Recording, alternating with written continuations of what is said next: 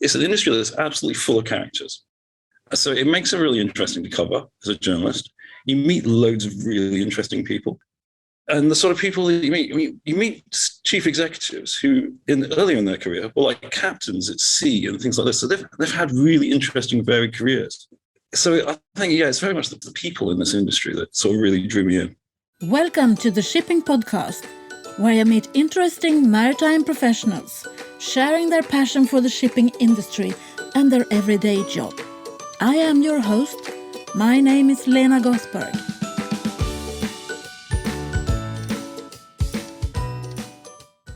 Hello, Shipping Podcast listeners, and welcome to episode 195 of the Shipping Podcast.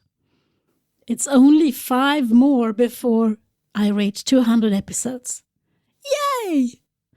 For this episode, I decided to invite a fellow maritime podcaster, or a competitor, if you choose to look at it that way.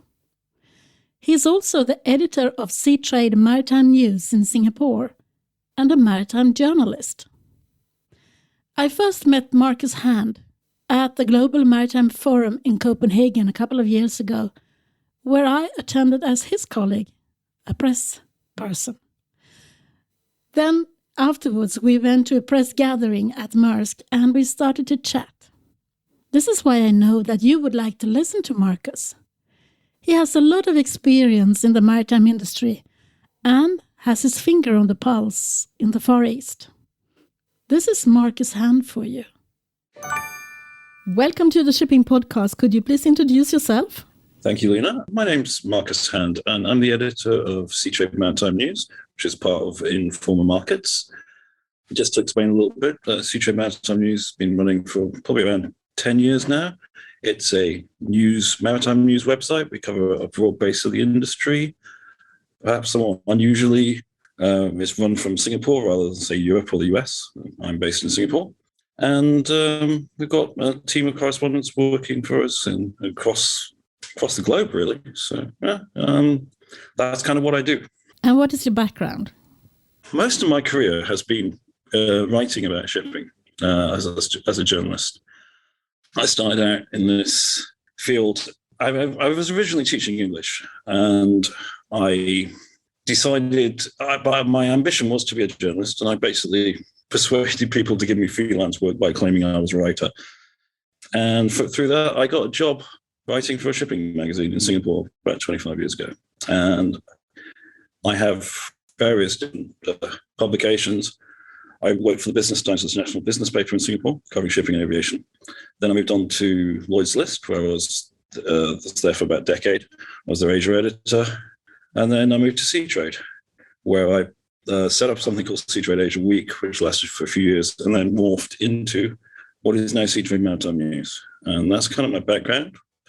And along with the sort of writing part of this, I moderate conferences, webinars. I do podcasting. I'm used to being on the other side of this microphone exchange, actually. Not nearly as long as Lena has been doing this, but... It's different, isn't it, to be on the other side? Yes, indeed it is. So yeah, that's broadly my background. So how did you get hooked on shipping? Were you that from a child? When did that happen? Okay, that is essentially by accident. I studied politics at university. I went to Newcastle upon Tyne University, which a lot of people in marine actually go to, but they obviously study things like naval architecture, which is very well known for. I studied politics. My desire was to become a journalist. That's what I wanted to do. I actually wanted to be a political journalist. But essentially, yes, in my endeavors to become a journalist, by which time I was in Singapore, somebody offered me a job writing about shipping. And they seemed quite happy I didn't know anything about shipping. They just, as long as I could write. So I took this job and I just started learning about shipping. And I think one thing led to another. It just sort of snowballed, and it's ended up being, I spent half my life covering this industry. And it's... You just fell in love with it. Yeah, I think it's just one of those industries that, I think the people, it's an industry that's absolutely full of characters. So it makes it really interesting to cover as a journalist. You meet loads of really interesting people. And the sort of people that you meet chief executives who, early in their career, were like captains at sea and things like this. So they've had really interesting, varied careers. So I think, it's very much the people in this industry that sort of really drew me in. Yeah, I know what you mean. I can reveal to you that when I was a kid, I also wanted to become a journalist. But I didn't make it. So I studied law instead. In Swedish, it's the next letter in the alphabet to become a lawyer. It doesn't make any sense in English, but still. So I'm almost back to my childhood dreams now when I'm doing this podcast. Indeed you are, so well done. Thank you. Yeah, I spent some time in between doing some law and doing not some law and so on. Yeah. So what are the biggest changes that you have seen during your career in the maritime industry? I think it's an interesting question, because I think for the longest time, I'd have said shipping was one of these industries that was relatively constant. Apart from the fact that ships got a lot bigger in the time, particularly if you look at the container ships, not tankers, because they'd already got a lot bigger, but the container ships in particular got a lot bigger in the time I've been covering it. When I started covering this industry, the Virginia Maersk at 6,000 TEUs was just the world's largest container ship. So that side. But apart from that, if you looked at it, the technology, how the industry worked, not an awful lot actually changed. You had the dot-com boom, but it didn't change that much. And I think you are seeing a real major shift at the moment, which I would say is there's two parts to this. The biggest obvious thing is decarbonisation, because it's changing the fuels that the industry uses. It's going to radically change that. So that completely changes this whole ship design, engine design, the infrastructure that goes through refueling.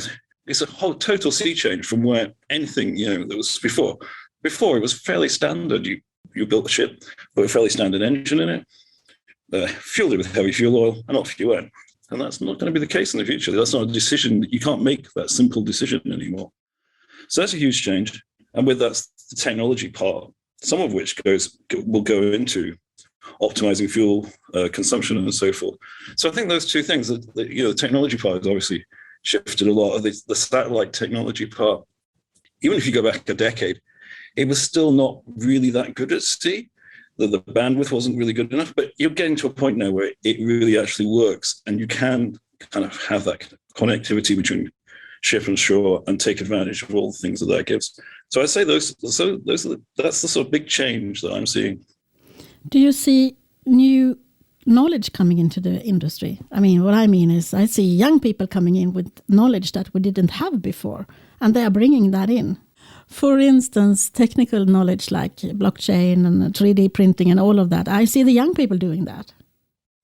Definitely. And in fact, one of the things I would say underpinning all of this is that people, for all it's all about technology, if you start talking about technology and you talk decarbonization, again, it's sort of technology as new fuels and so, underpinning all of this is people. That's the single most important factor. And yes, you are seeing, certainly when you go to some of the startups and the sort of people who work in these companies, they're very different. And an awful lot of them do not have a shipping background.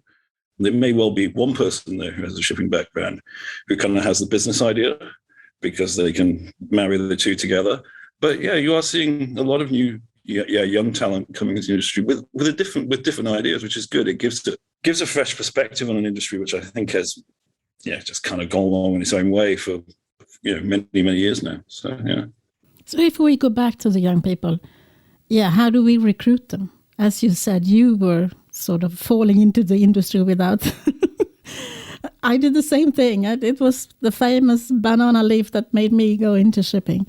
So why are we so bad at recruiting, or are we? I think it doesn't have a great image as an industry. It's not a very visible industry, is it? You don't, technology is kind of all around us. So for example, the tech industry, we've all got computers, phones and everything, and it's there, it's in our faces the whole time.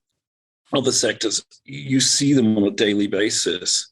Shipping, you don't really see it. It's not there. Singapore is relatively unusual in the sense that you can go out to the East Coast and see all the ships on the anchorages, and that you can actually see the port from close to the city centre. But for most countries, it's miles away. It's just totally invisible. And I think it's partly an image thing like that it's just invisible to most people. And I don't think it doesn't sound particularly exciting or sexy either, to be honest.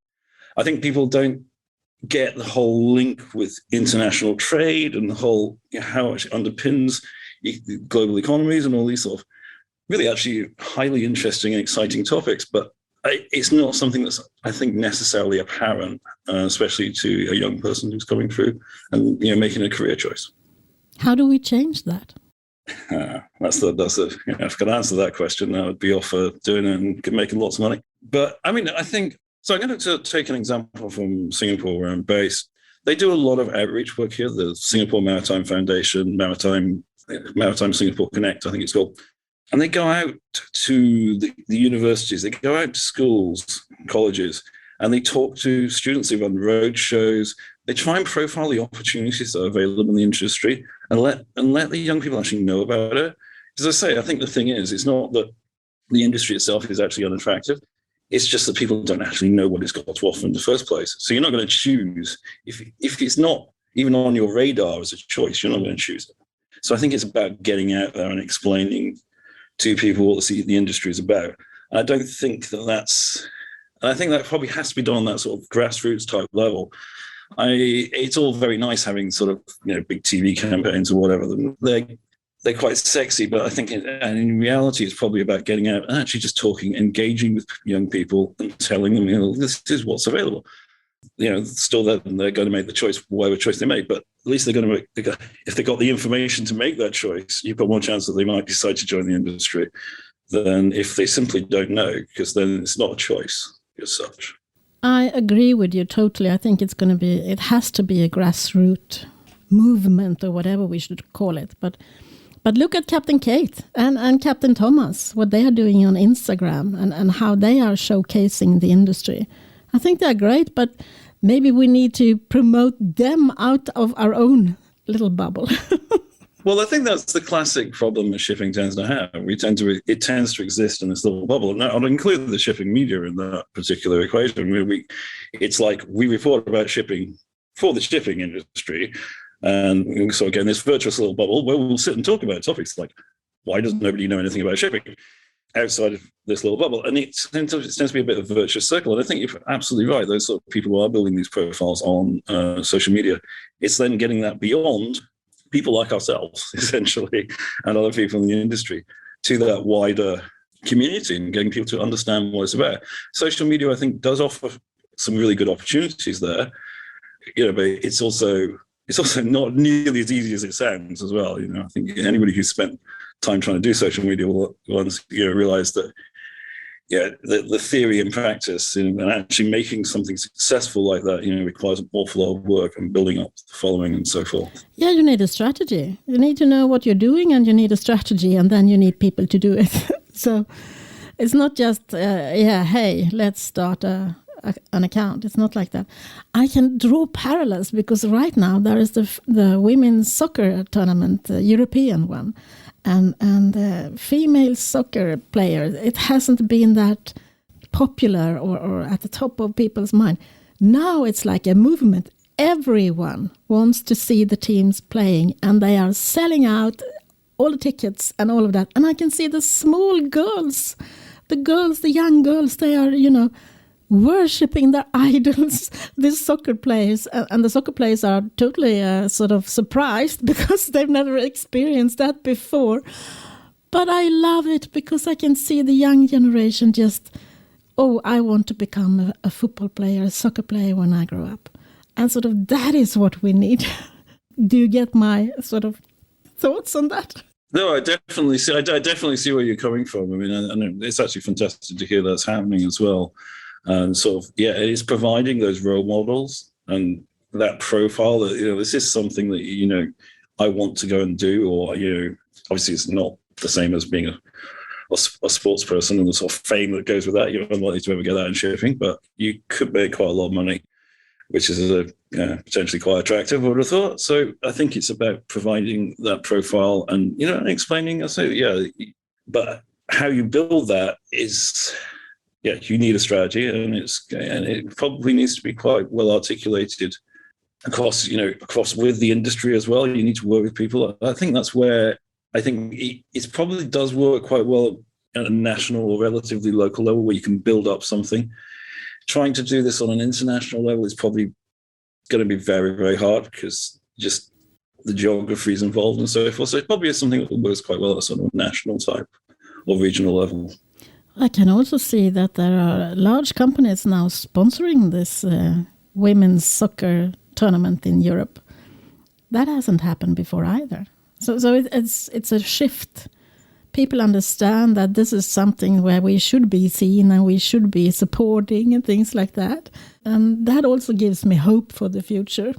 I'm sorry to drag you into my soccer interest, but No, not at all. I think actually, in a sense, if you look at something like that, you look at something that is coming through like that, maybe that is where you should have, shipping companies sponsoring stuff, being involved, being there, being present, so that they have that sort of profile with the kind of, I guess it just sort of comes along with it. They have that profile in something that's up and coming and in the minds of young people, the very people that the industry needs to attract. Yeah, I can also see it when it's, I've been attending a few events here in the Northern Europe, Scandinavia. I was in a small island outside Gothenburg a month ago, the Dunster shipping meet. And when you get these ships and you can actually climb on board and you get all these young people, the children, all the people who are doing career advice to young people, they were climbing around on the ships. They all know now what a product tanker is. They didn't know that the week before, I promise you. And we get sort of like we're cheering them on, and we are, yes, this is what you need to see. So I think it's a good idea. You need to start early, and you need to know what you're doing, and you need to promote our industry. And that is how I started this podcast. I started because I was so fed up with explaining to everyone what shipping is and maritime, and my friends, they were like, oh, I don't understand what you're doing. So I started the podcast to do that. And then I realized that it's downloaded in the maritime hubs. It's the maritime people listening to what other maritime people is doing, which is interesting. So I have had to change a little bit about the content of the podcast. Have you found that you've been able to bring in that audience that you're looking for, that audience that's outside of shipping, or do you find it is, as you said, shipping people listening to other shipping people? Well, it's so, as you know, it's so hard to measure because there is no Google Analytics for podcast. But when I meet people, I speak to politicians, for instance, and they say that they are listening. Maybe it's because it's me in Sweden, I don't know. And I also get young people who are talking. They tell me that I recommend your podcast to my friends because they don't know anything about shipping. So, but I think it's more maritime people who are listening. No, but that's good. I mean, it's good to hear that is happening. And I think also you touched on another point that's very important there, which is the politicians. And again, shipping tends to be pretty low down the political agenda in most countries. There are exceptions to the places like Denmark, again, Singapore, there's a few other countries. But for a lot of countries, it's fairly low down the agenda, pretty invisible. There's no shipping minister or similar. There's no real focus put on it.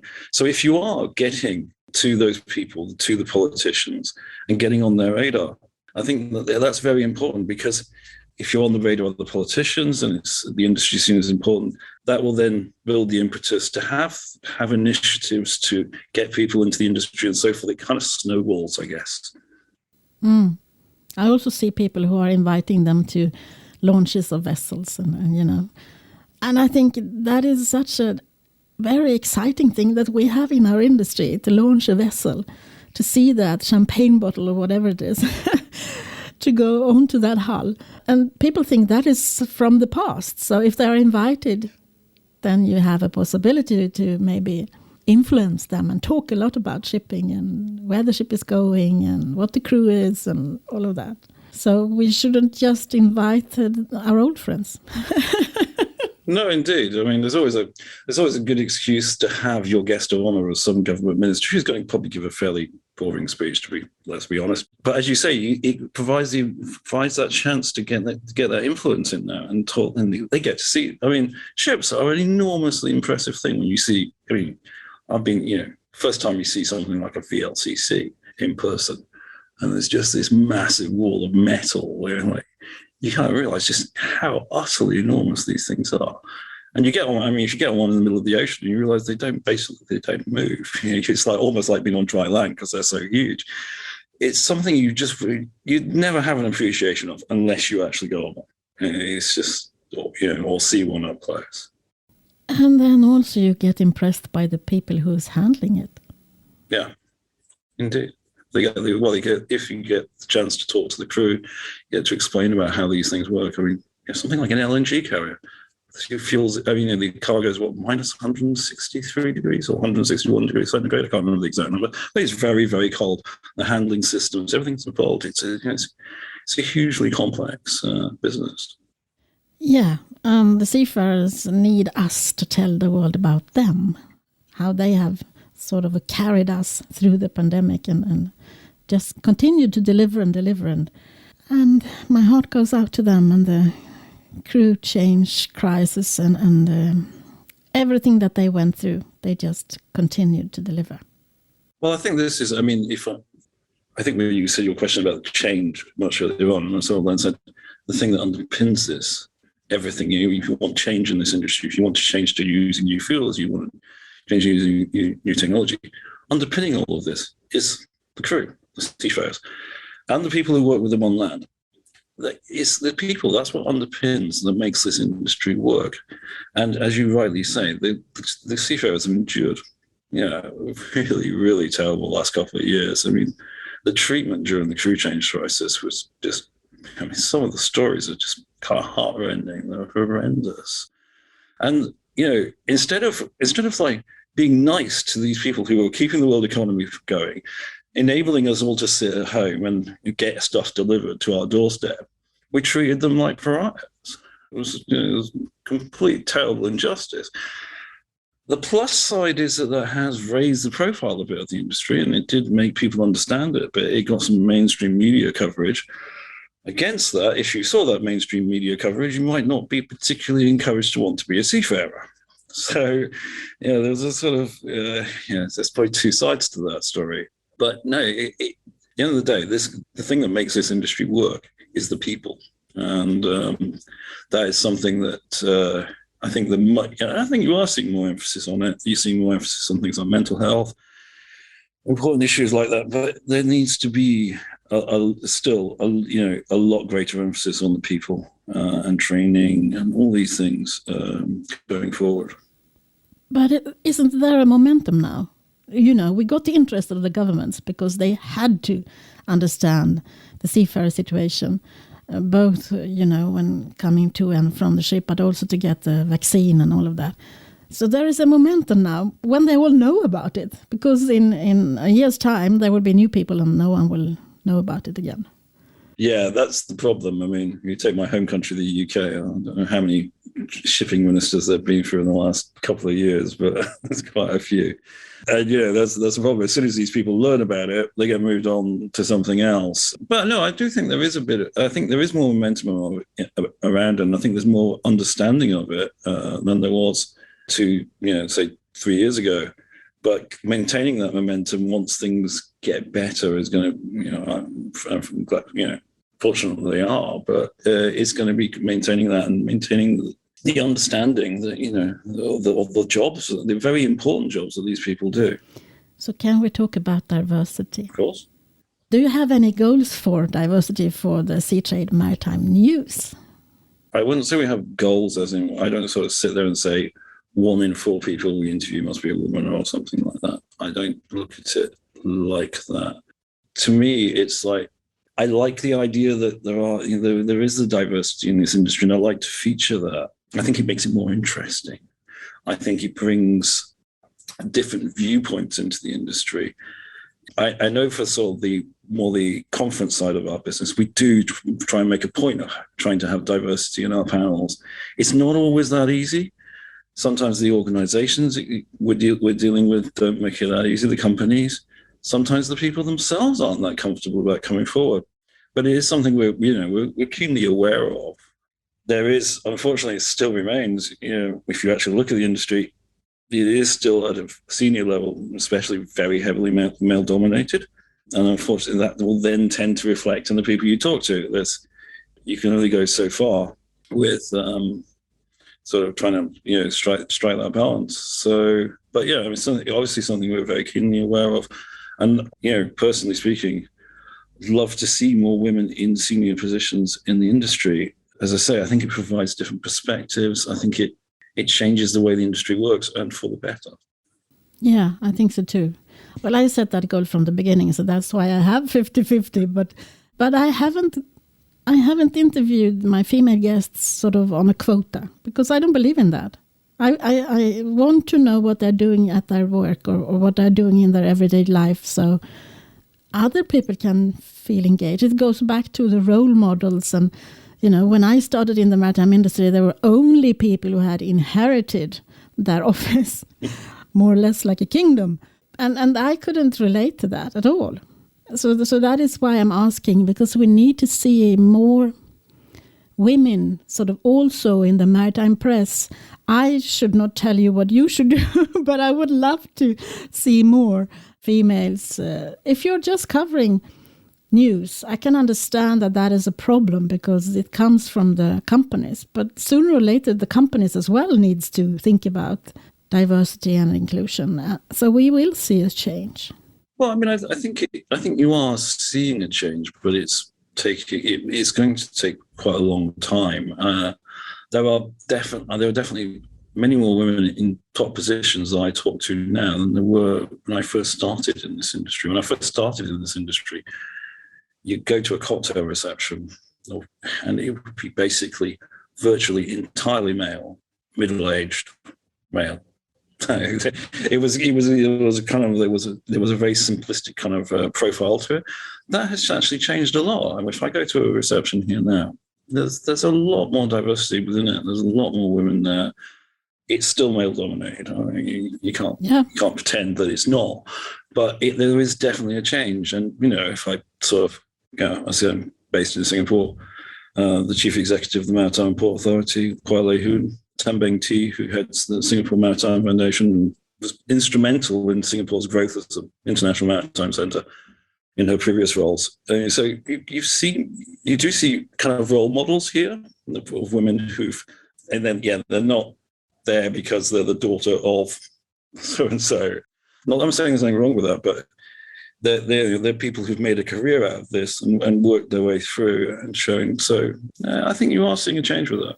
I saw on your website that you are hosting 15 different events. And the virtual one is the Women in Shipping. Why is it virtual? Is it because of the pandemic, or is it because you want to gather those who are there? It was an in-person event prior to the pandemic. It's not one I'm personally involved in. I'm not personally involved in the event in terms of the organisation, so I'm not going to comment too much. I know it got pushed. It became virtual because of the pandemic. I mean, one thing with virtual that you can do is you can bring together people from different locations without the costs of travel and stuff like that. It does have its place. I think if you look at the future events landscape, there is a place for the virtual event as well, or virtual elements or hybrid elements within events, because we can't all travel all the time, and not all of us have that budget. Very top people might have that budget, but those of us in sort of more normal kind of jobs, we don't have infinite travel budgets. So, but we might well like to participate in these things. So I think it does perhaps. In that format, it opens it up to people who perhaps wouldn't get the chance to participate otherwise if it was, say, just held in London, for example. Yeah, and maybe there is a sustainability thought behind not traveling so much. I don't know. Well, I mean, certainly. I mean, I think if you think about that, there is definitely a sustainability. Imagine if we'd had to do this interview in person. You're in Sweden, I'm in Singapore. Just how much it would have cost us, how much fuel would have been used if one of us to travel to the other one or meet somewhere in the middle. So, yeah. Well, the last time we met was in Denmark, so maybe we should aim for that. Indeed, exactly. But yeah, it does underscore, and you talked before we actually came on sort of the live interview, you talked a little bit about how you worked for many years and the ability to just talk to people around the world and hold virtual meetings. So I think the pandemic will alter a bit how we do business and perhaps reduce that desire to always jump on a plane and hopefully, therefore, save a bit of the environment into the bargain. But I agree with you. It will not only be virtual meetings. We need to meet and we need to speak to each other face to face as well, because we are a people's business, as you have said. Oh, absolutely. We definitely need to meet. I've been to two major events this year. One was Singapore Maritime Week, and the other was Posidonia. Both of those, I would say, the sort of pent-up demand to meet people face to face. You could just see it was there. It was like people were so happy to meet each other finally after 2.5 years. And I think it never occurred to them they wouldn't meet face to face for so long. So, it's a people business and you need that. But I think the virtual bit just adds another element, another dimension, which we can leverage. Should we talk about podcasts then? Sure. We are colleagues and we are, I wouldn't say we're competitors. I would say we're colleagues. So I'm happy to speak to a fellow podcaster. How did it all start? Well, I think I almost be inclined to say, how did it all start for you? Because I always consider you to be sort of like the person, the founder of podcasts and shipping. I can't think of anyone else who really was doing it before you. You seem to be the first person that came along and kind of made this work in shipping. And you seem to have a formula kind of worked. It's a very sort of personable kind of way that you deal with things. And I think when it came to ourselves, we were looking actually a bit before the pandemic. We just started looking at this as a medium. We'd seen it being successful for people like ourselves, other people. I'm thinking we need different ways to reach our audience. We tried a few out. They did quite well. We were quite pleased with it. So we kind of say ourselves, okay, let's start off a series. Let's give it a name, call it the Maritime Podcast. And that was all. We just about got that just off and running, and the pandemic hit, which in a way was actually kind of really good timing, because suddenly I could do all these interviews at home with people around the world.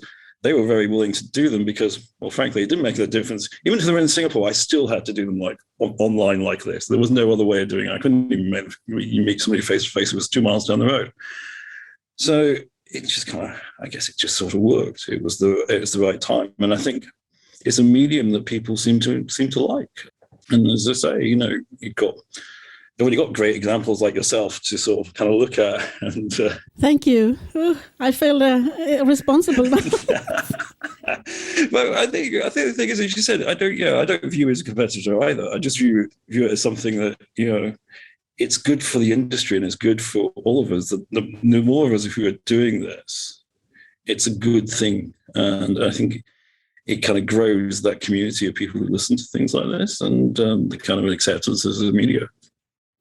Yeah, I would love to have a maritime podcaster network or something like that to work together, because we could maybe make a change when it comes to promoting the industry outwards instead of just inwards. But that's in my dream. It's in my head. And I've only done this for 7 years. So let's see when I can achieve that goal. I don't know.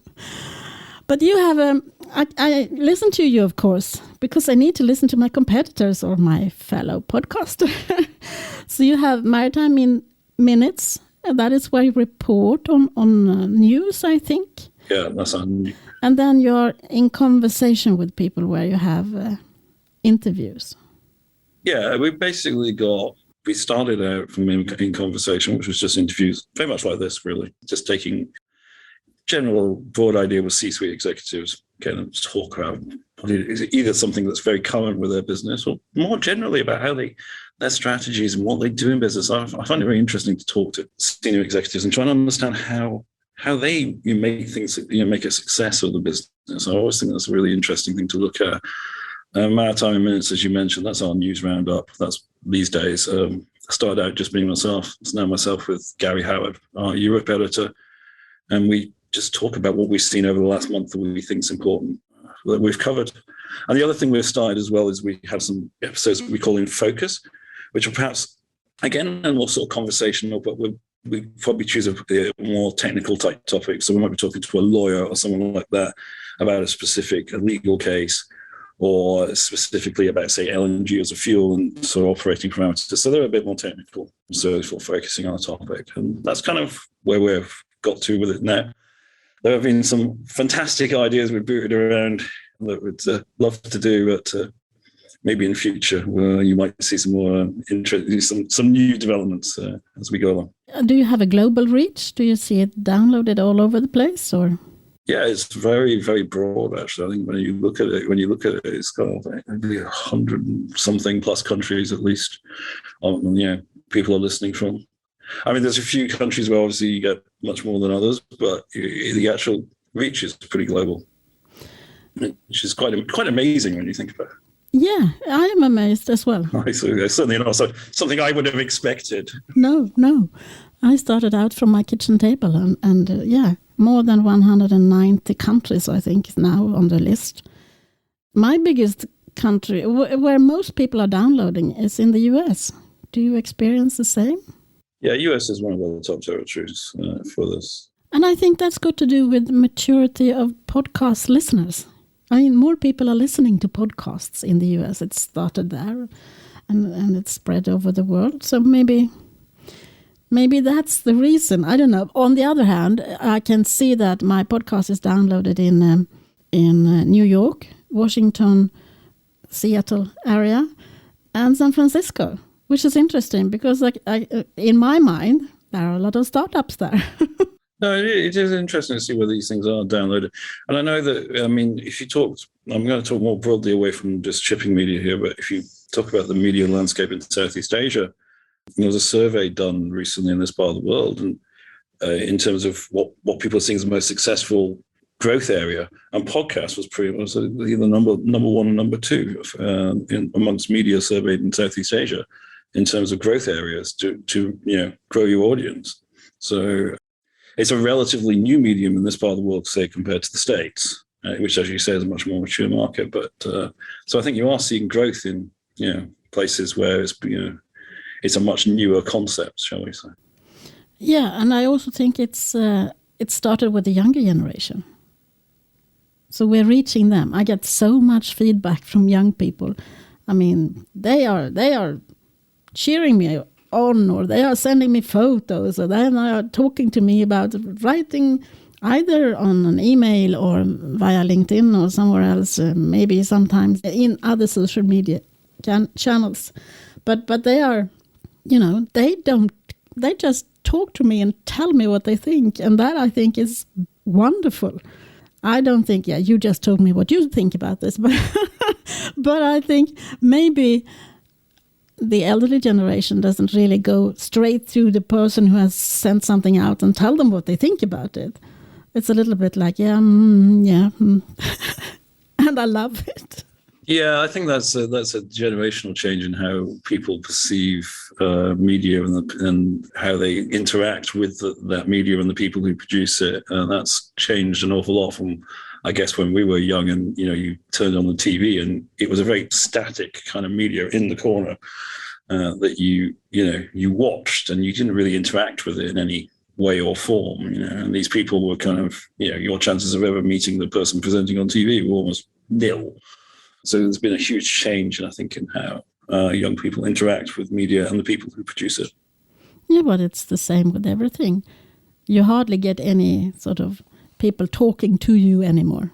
You are engaging in a conversation with them if you want to say something against or if you want to ask them something. So this is just, I think, podcast is just continuing that sort of way of people moving things forward in a way. Yeah, no, I can see what you mean by that. It's just it's a different way of presenting information and presenting. And I think actually, like I said, when I talk about interviewing CEOs, that ability, because if you write up an interview, you've probably maybe 500,000 words max, right? Probably. So the amount that you can put in there is quite small. But if you talk to somebody for half an hour, And you actually use pretty much most of that conversation edited to make it all sound nice. But you basically use everything they say.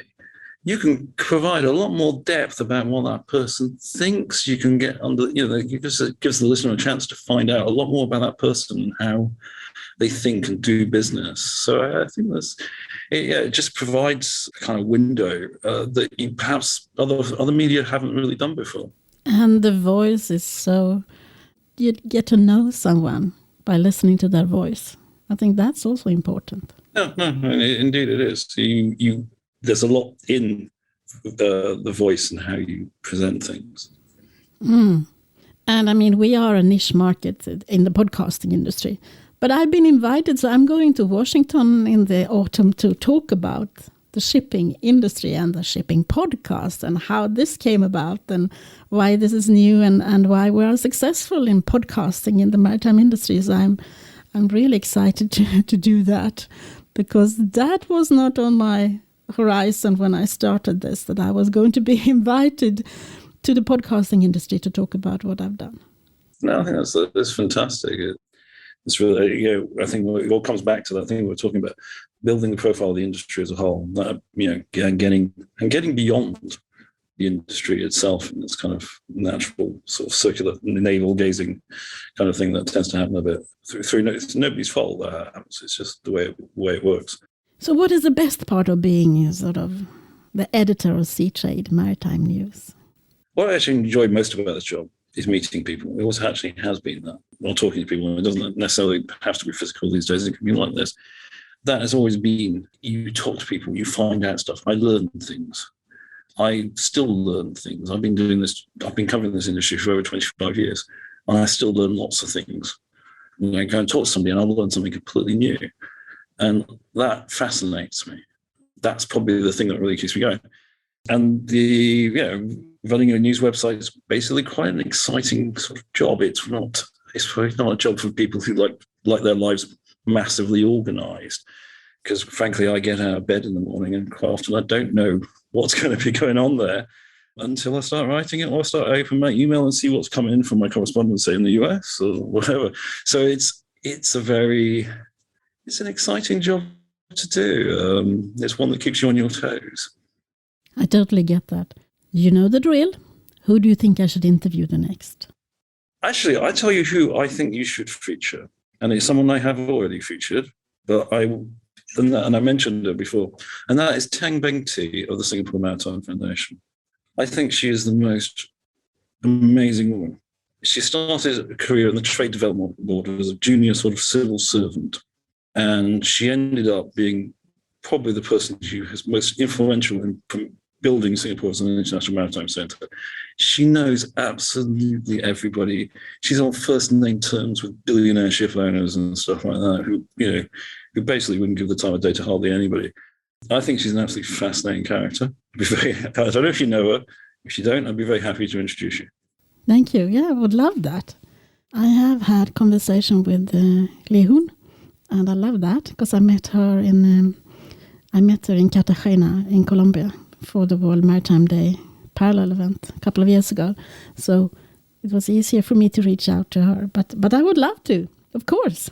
No, I mean, genuinely, I would say she's someone that she's just had an incredible career. And, she's very unassuming. She was not, you kind of wouldn't think when you first met her that she would be someone who has had so much influence. And she's incredibly knowledgeable, of course, with all of that. So, yeah, that would be the person I'd recommend. Thank you for taking the time, Marcus. It was nice talking to you. We had a different kind of conversation, I think, that I usually have with my guests. And I appreciate that. Thank you. No, thank you. It's been an absolute pleasure. I'm not used to being on the other side of an interview, so it's been quite interesting, shall we say. But it's lovely talking to you. Thank you so much for inviting me. Thank you, Marcus. I really appreciated our chat, especially about being a podcaster in the maritime industry. God knows we are not that many.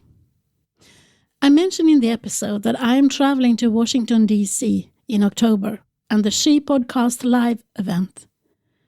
So if any of my listeners have suggestions for interviewees in D.C., please drop me a line at hello@shippingpodcast.com and I will try to work it into my schedule. Can I also shout out and ask you to send me photos of what you are doing when you're listening? I post them in my newsletter, the photos that I receive. And they make me smile. You do like I do.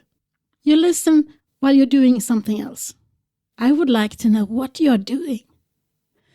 Thank you for listening. Now go and have a conversation with someone about the content in this interview.